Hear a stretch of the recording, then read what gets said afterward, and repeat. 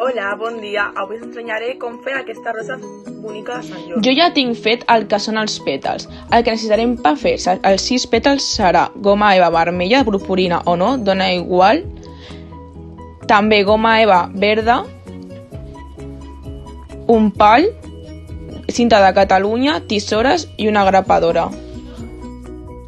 Agafarem el pètal de mostra per poder col·locar-ho i poder realitzar els que són els 6 pètals. Una vegada tinguem fet els 6 pètals, farem un tall al mig, així, mireu. I així amb els 5 següents. Una vegada acabada els 6, farem als costats 2 forats, com esteu veient en el que és en el vídeo, per poder passar el pal i quedi igual amb els altres pètals. Com esteu veient, el que estic fent jo ara és fer el doblegat als 6 pètals.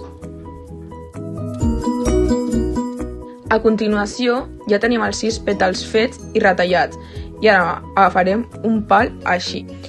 Agafarem aquest pal i començarem a introduir pètal per pètal. Com esteu veient, el que estic fent jo ara mateix és ficar els pètals dins del pal.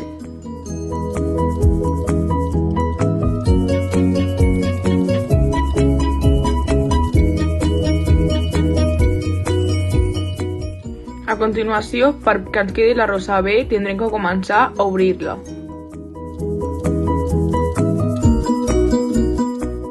Començarem a col·locar les fulles.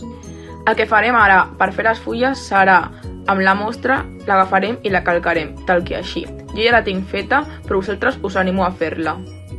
Una vegada retallada, el que farem ara serà agafar el pal i posar les fulles per la punta.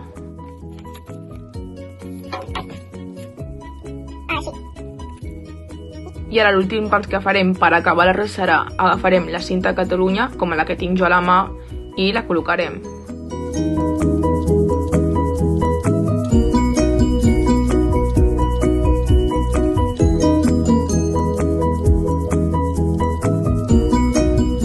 I així ha quedat la rosa de Sant Jordi.